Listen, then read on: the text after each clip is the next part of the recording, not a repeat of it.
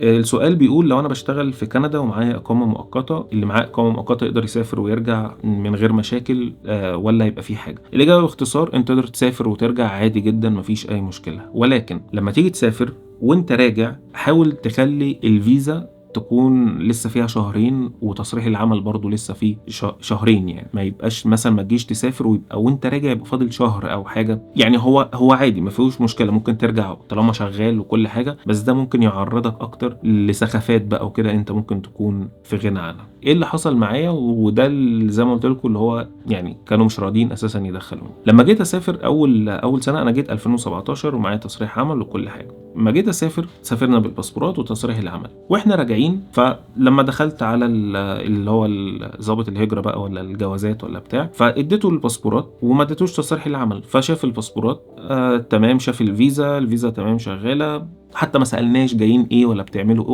ولا الهوا ولا أي حاجة، راح الباسبورات welcome خُش خلاص الموضوع خلص، خرجنا من المطار ما فيش أي حاجة. جيت السنة اللي بعدها مسافر، فقُلت خلاص يعني بلاش بقى آخُد معايا تصريح العمل عشان طبعًا ده ممكن يضيع، ممكن يتقطّع، ممكن يجرى له أي حاجة، فخلّي تصريح العمل هنا في كندا وأروح وآجي طالما كده هم ما بيحتاجوهوش أساسًا. فوأنا راجع اديته الباسبور بس طبعًا، فبَص في البتاع لقاه worker visa والفيزا شغالة وكل حاجة ما فيش مشاكل، فبدأ يسألني أنت بتعمل إيه؟ قُلت له أنا باشتغل في شركة كذا، باعمل كذا وساكن في كذا جيت كذا وكنت في أجازة 3 أسابيع وأديني راجع دلوقتي. قال لي طب فين تصريح العمل؟ قُلت له لأ تصريح العمل مش معايا. راح قايل لي طب خلاص راح قافل الباسبور وراح مدّيني ورقة كده وقال لي روح على يعني شاور لي على مكان كده line أدخل عليه وبتاع ودخلت. المهم رُحت رايح لواحدة تانية، راحت واخدة الباسبور، كشفت على الباسبور، ها أنت بتعمل إيه؟ شغال فين؟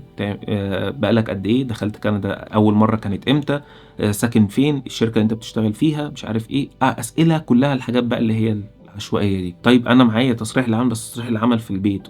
قالت لي لازم يكون معاك. فقالت لي طب خلاص استنى شوية، ففضلت قاعد مثلًا حوالي بتاع ساعة ونُص، ساعتين إلا ربع، لحد أمّا رجعوا لي تاني، فرجعت لي تاني نفس الأسئلة السخيفة، أنت بتعمل إيه وشغال فين؟ هي يعني مش حد تاني، هي بتشتغل إيه، بتعمل إيه، دراستك إيه، ما أعرفش إيه علاقة الموضوع بدراستي، طب أنت مش معاك تصريح العمل ليه، طب أنت كنت بتعمل إيه في مصر، طب أنت مش عارف أسئلة، طب خلاص اتفضل وروح اقعد تاني مكانك هنيجي لك تاني في أقرب وقت. المشكلة اللي أنا جيت كندا يوم الأحد في الweekend، فحتى مش عارف أتصل بالشركة وأقول لهم أنا في مشكلة عندي كذا والّا كذا والّا كذا والّا أي حاجة، فرجعت لي تاني وعلى وشها الغضب يعني كده، اللي هو أنت إزاي أساسًا ما يبقاش معاك تصريح العمل. قالت لي خلاص المشكلة اتحلت خلاص وهتدخل المرّة دي، فالمهم قالت لي لو أنت سافرت برّه كندا تاني لازم يكون معاك تصريح العمل، تصريح العمل مع الفيزا.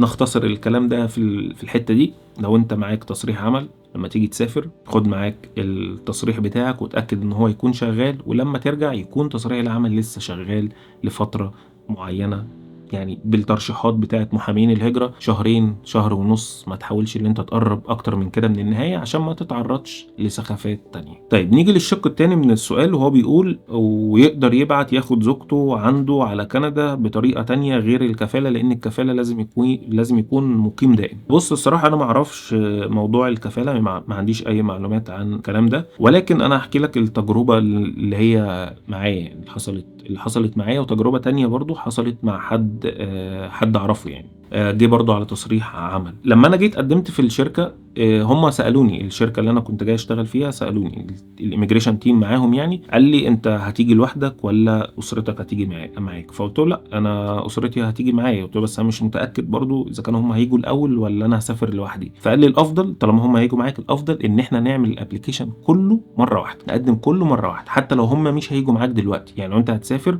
وهم هيحصّلوك بعدها بشوية، الأحسن إن إحنا نعمل application مرّة واحدة." تمام؟ وده فعلًا اللي حصل والموضوع خلص، وإحنا أصلًا سافرنا كلّنا مع بعض من أول مرّة، يعني أنا سافرت أنا وزوجتي وكان ابني بس ساعتها يعني. حد تاني بقى من أصحابي عمل العكس، هو قال إن هو عايز ييجي الأول ويستكشف المكان ويقعد ويلاقي شقة ومش عارف إيه، وبعد كده يبتدي يجيب بقى ياخد مراته والكلام من ده، فهو قدّم الapplication لوحده. بعد كده لمّا جه هنا راح عمل الapplication ليهم وبتاع، الموضوع مشي، ما حصلش حاجة، بس خَد وقت أطول بكتير من لما هو قدم اول مره. فالافضل لو انت جاي على تصريح، لو انت جاي على عقد عمل وانت هتاخد اسرتك معاك، فلما تيجي تقدم قدم الاسره كلها مع بعض، حتى لو زوجتك مثلا ولو عندك اولاد مش هيجوا معاك على نفس الطياره، او هيحصلوك مثلا بعدها بشهرين او ب3 او كده. طيب ده بالنسبه لتصريح العمل. انا بصراحه ما اعرفش الكلام اللي انا بقوله ده دلوقتي ينطبق برضو على التصريح الدراسه ولا لا، لان هنا في نقطه مهمه. لو انا دلوقتي جاي ادرس في كندا، انا مش جاي اشتغل، انا جاي ادرس، فانا جاي ادفع فلوس. فاعتقد والله اعلم برضو، يعني ده استنتاج شخصي، ده مش معلومه. اعتقد لو انت بتقدم دراسه، الافضل ان انت تيجي لوحدك اصلا، الابلكيشن بتاعك تعمله لوحدك، الا بقى لو انت عندك فلوس كتير قوي تغطي اللي هي المصاريف الشهريه بتاعتكم يعني.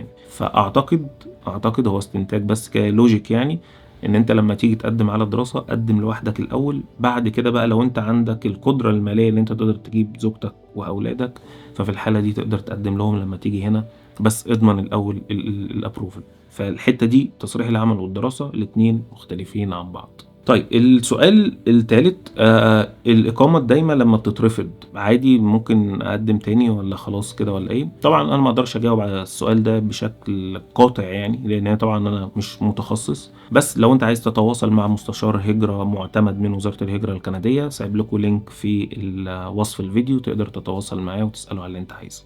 ولكن خليني يعني برضو أشارك يعني وجهة نظري في الموضوع ده. اعتقد على حسب سبب الرفض، يعني عادي، يعني في ناس كتير اعرفها اترفض لها ابلكيشنز ورجعت قدمت تاني والدنيا مشيت. فهنا على حسب الرفض. يعني خلينا مثلا ناخد مثال، انت عشان الهجرة الاكسبريس انتري تقريبا بتحتاج مش عارف، لو انت 4 افراد باين تحتاج $24,000 تقريبا يعني. فلو انت مثلا قدمت ورقك وكل حاجه وجات لك السحبه، بس قدمت $20,000، خلاص كشف حساب ب$20,000. فهنا لما هتترفض، لما تيجي تقدم تاني او جات لك سحبه تاني او الكلام من ده، وهتقدم المبلغ المطلوب، فخلاص انت كان عندك مشكله حلتها خلصت. ولكن لو انت مثلا قدمت ورق مزور، شهاده مضروبه او اي حاجه، والابلكيشن اترفض عشانها، فاعتقد هنا هتبقى المشكله.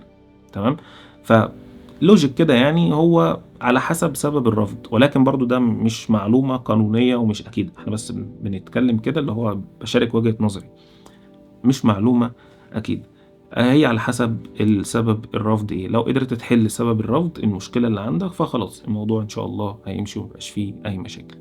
طيب خلينا نختم بسؤال تاني برضو، اخر حاجة، هو وقت الابليكيشن بياخد وقت قد ايه تصريح العمل؟ انا هتكلم برضو هنا على تصريح العمل لان هي دي تجربتي يعني. انا بالنسبه لي خد معايا 8 اسابيع تقريبا بالظبط، من اول ما رفعنا الابليكيشن لحد ما جات لنا الموافقه. تمام، 8 اسابيع. في ناس تانية اصحابي اللي قعد مثلا حوالي 6 شهور، في واحد تاني قعد سنه، في حد تاني قعد 8 شهور. فالموضوع بيكون مختلف من شخص لشخص، وعلى حسب انت بتقدم منين، وعلى حسب انت الهيستوري بتاعتك سافرت كذا دولة، على حسب مش بص يعني، اعتقد كده الاي ار سي سي دولت مالهمش ماسكه يعني. انت ما بتبقاش فاهم حاجه، تاخيرات بتبقى بالهبل ملهاش اي 30 لازمه، وحاجات بتخلص بسرعه فوق التوقعات. فيعني ده تقريبا، حتى البروسيسنج تايم اللي هو موجود على الويب سايت بتاعهم ما بيكونش حقيقي قوي يعني. يعني كان وقتها كان مكتوب انا عندي 12 اسبوع في الوقت اللي انا جالي الابروفال فيه، بس انا خلص في 8 اسابيع تقريبا يعني. بس فده كان كل حاجة. اتمنى لو كان في اي حاجة مفيدة، واشوفكم الفيديو اللي جاي ان شاء الله. سلام عليكم.